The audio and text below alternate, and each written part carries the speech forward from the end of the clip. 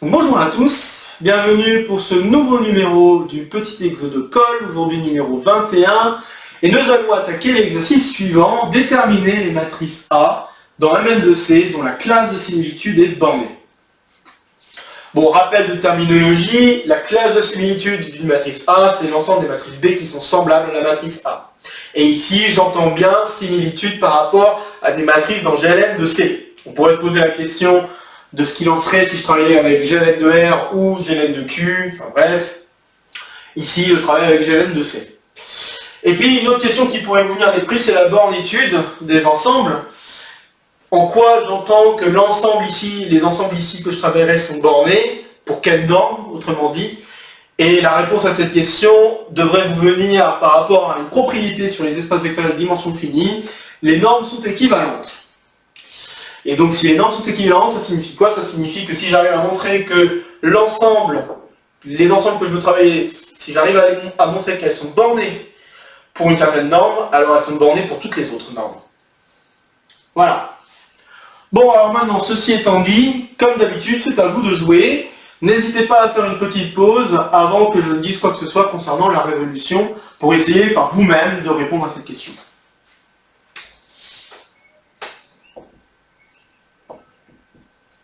Ok, alors première chose, je dois définir une norme, la norme avec laquelle je vais travailler. Alors on pourrait faire plusieurs choix, comme prendre la somme des modules des valeurs de la matrice, des entrées de la matrice. Je pourrais faire la trace de la transposée de A fois A bar, donc attention, il faut conjuguer les choses, sinon ça va moins bien marcher, et le tout sous une racine carrée. Je pourrais faire ça, mais ici je vais prendre une norme assez simple sur laquelle on peut facilement jouer, et je vais travailler avec la norme infinie. Donc la norme infinie, ici c'est le sup sur tous les coefficients de la matrice du module de ces coefficients. Bon, alors maintenant, il faut simplement réfléchir à des matrices, les premières matrices qui vous viennent à l'esprit, qui vérifieraient cette propriété. Et bien normalement, les premières matrices qui vous viennent à l'esprit sont la matrice nulle,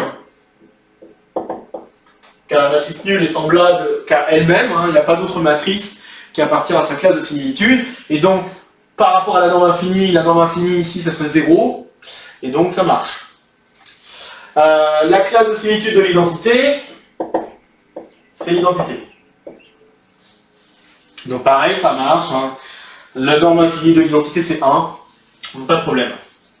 Et puis si on réfléchit un tout petit peu plus, on se rend compte qu'en fait, pour tout lambda complexe, eh bien, la classe de similitude de lambda identité, c'est lambda identité.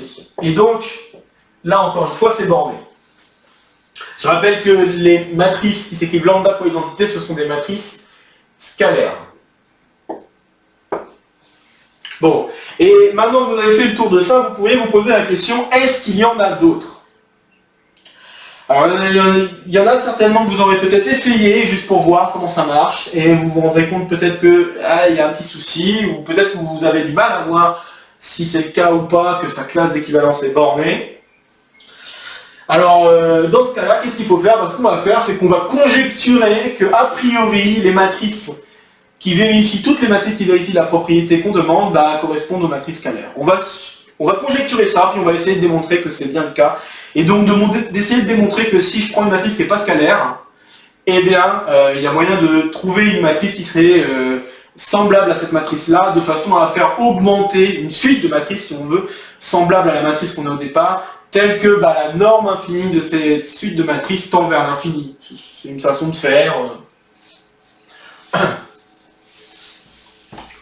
Donc on va faire ça. Alors conjecturons la chose suivante, que la réponse serait les matrices scalaires. Donc conjecture, seules les matrices scalaires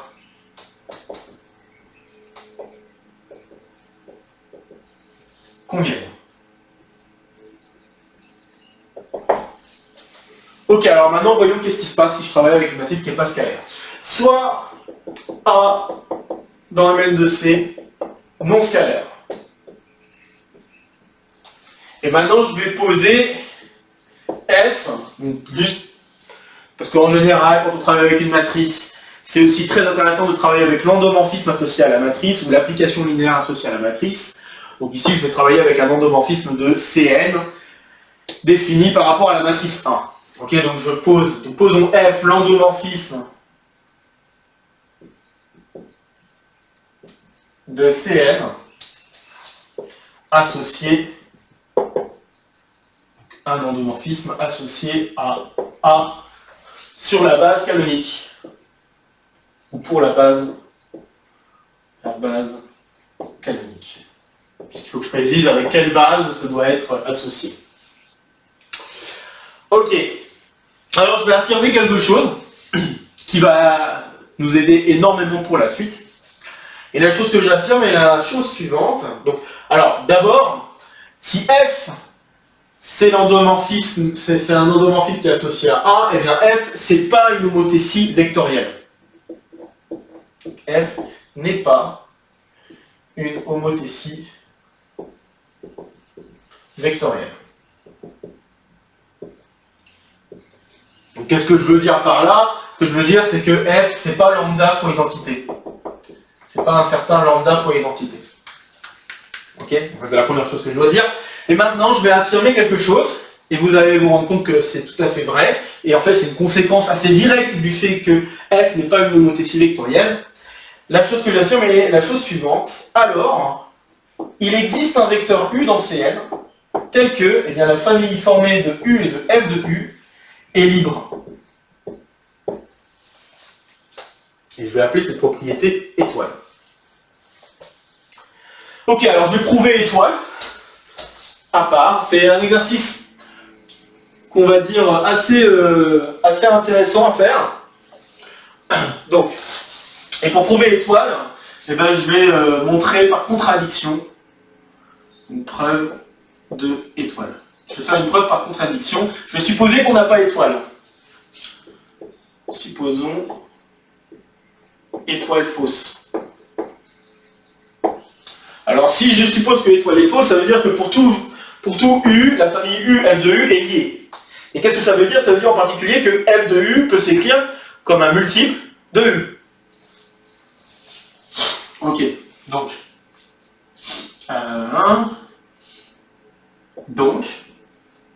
pour tout vecteur, parce que normalement j'ai dit qu'il existait, donc le contraire c'est pour tout vecteur, dans Cn, il existerait un multiple qui dépend a priori de U, donc je vais le noter lambda de U, dans C, tel que, eh bien, F de U égale lambda de U fois U. Et donc ça c'est un exercice très classique que si une fonction vérifie cette propriété-là, alors la fonction en question est une homothétie vectorielle. Autrement dit, ça signifie que, ça c'est quand même quelque chose d'intéressant du point de vue logique, le pour tout et le il existe, on peut permuter.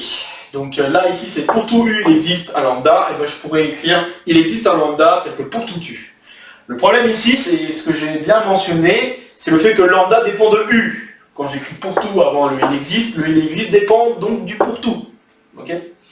Eh bien, on va voir qu'en fait le lambda de U ne dépend pas de U. D'accord? Donc on va montrons que lambda ne dépend pas de U. Ne dépend pas de U. Et donc pour prouver que lambda ne dépend pas de U, on fait ça en deux étapes. La première, c'est qu'on va prendre U et V collinéaires. Et on va voir ce qui se passe. Alors si je prends U et V collinaire, je peux poser V comme étant un certain alpha U, avec alpha complexe, et puis V des vecteurs dans Cn, bien sûr. Et puis je regarde ce qui se passe quand je calcule F de V. Bien, F de V d'un côté, je peux écrire que c'est lambda V fois V, d'après ce que j'ai écrit ici.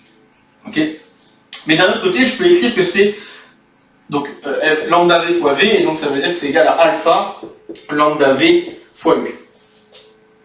D'un autre côté, en utilisant la linéarité, j'ai alpha f de U, et f de U c'est lambda U. Donc je vais écrire alpha lambda U, U. Et donc on conclut que si alpha et U sont non nuls,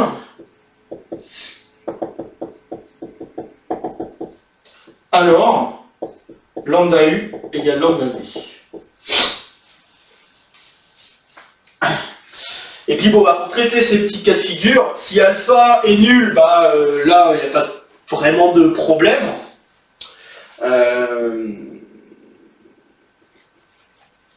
Oui, donc si alpha est nul, ça ne va pas forcément vraiment poser de problème. On peut très bien poser lambda v comme étant égal à lambda u, il n'y a pas de problème.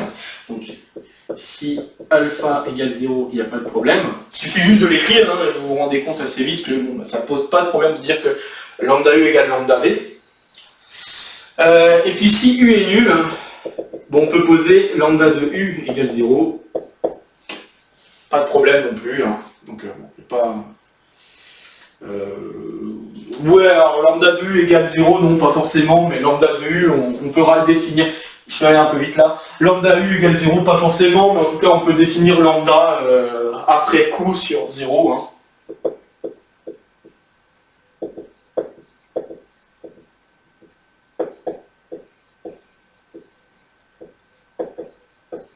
Après l'étude. Donc on pourra y revenir si vous voulez. Mais une fois qu'on a montré que c'est non nul pour n'importe quel, enfin que tous les lambdas sont les mêmes pour n'importe quel vecteur non nul, eh bien ça paraît assez... Enfin comme là ici, on se rend compte que si je prends u nul, je peux poser lambda comme je veux. Bon ben on choisira le lambda qui convient. Bref. Et donc le deuxième point ensuite à faire, c'est si je prends u et v, tel que cette famille-là est libre. Donc non collinaire, hein, les deux vecteurs sont non collinaires.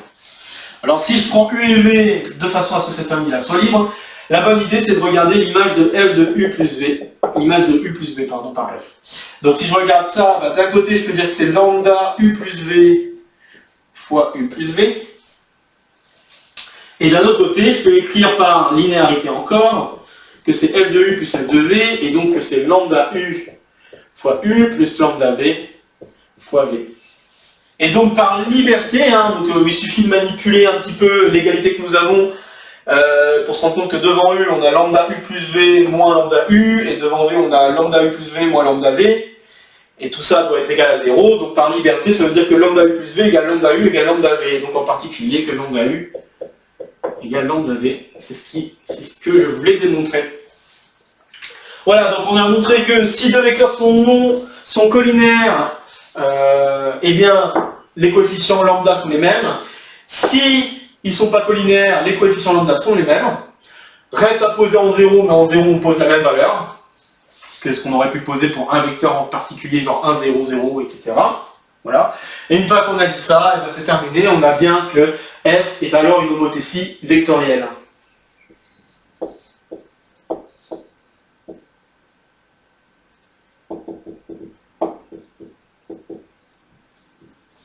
Et donc contradiction. Contradiction avec l'hypothèse qu'on a posée, comme quoi f n'était pas une homothétie vectorielle. Donc ça veut dire que ça va vraiment en contradiction avec le fait d'avoir pris une matrice qui était pas scalaire. Ok, donc ça c'était le petit raisonnement à faire à part. Maintenant que j'ai montré que l'étoile était bien vraie, bah, je vais exploiter l'étoile. Et pour exploiter l'étoile, ce que je vais faire, c'est que maintenant que j'ai une famille libre, je vais construire une base à partir de cette famille libre. Autrement dit, je vais compléter la famille libre. Donc par complétion,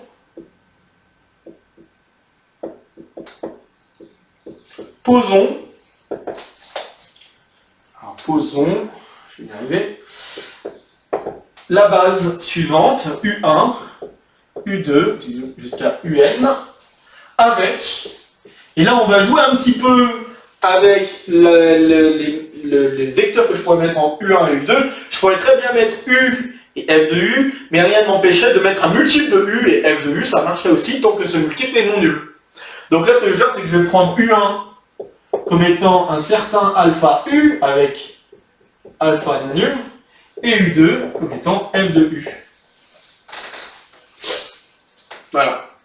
Alors pourquoi? Bah parce que comme ça, l'image de U1, c'est un multiple de U2. Et ce multiple, ça dépend entièrement de alpha. Ainsi, f de U1 égale alpha U2. Maintenant, si je regarde la matrice de l'endomorphisme F sur la base B, cette nouvelle base que je viens de construire, donc soit B, je vais faire un B plus droit, et là c'est un B ronde, même si on voit pas trop la différence. Peut-être je vais souligner ce B, comme ça on voit une différence. Donc soit B, la matrice de l'endomorphisme F sur la base B ronde soulignée. Alors par conséquent, comme c'est le même endomorphisme décrit via une autre base, eh bien la matrice B est semblable à la matrice A. Première chose, B est semblable à A. Deuxième chose, si je regarde la première colonne de la matrice B, eh bien je me rends compte que la première colonne c'est 0, alpha, 0 jusqu'à 0. Bon après, peu importe ce qui se passe à la suite de la matrice là, et ce qui m'intéresse notamment c'est la première colonne. Car maintenant si je vois la première colonne, je me rends compte que un coefficient qui apparaît ici c'est alpha. Donc par conséquent la norme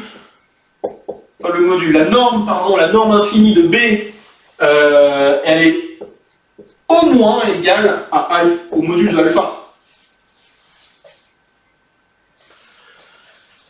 Et donc maintenant que j'ai fait tout ça, j'ai choisi un alpha arbitraire ici.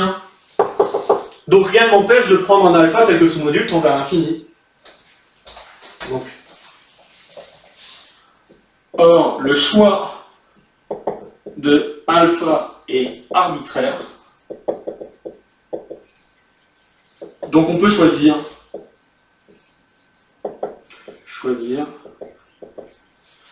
alpha tel que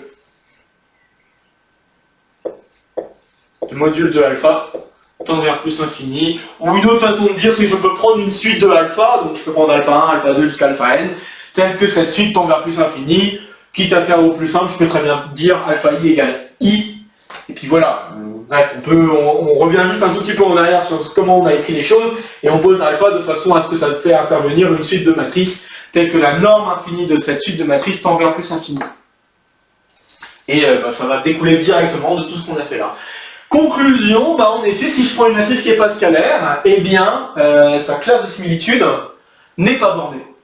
Donc en effet, les seules matrices qui vérifient la propriété qu'on veut, donc c'est-à-dire que la classe de similitude de la matrice est bornée, eh bien ce sont les matrices scalaires. Donc la conjecture est vraie. Ok, voilà pour cet exo de colle, ce petit exo de colle. J'espère qu'il vous a plu. Donc comme d'habitude, si vous avez des questions, des commentaires, quoi que ce soit, n'hésitez pas à les faire sous la vidéo. N'hésitez pas à partager la vidéo s'il y a d'autres camarades qui seraient intéressés par tout le contenu de la chaîne et cet exercice en particulier. Et comme d'habitude, je vous souhaite une bonne semaine et je vous retrouve très bientôt pour le prochain numéro de l'Exo de Colle. Voilà, prenez soin de vous et à très vite. Salut à tous.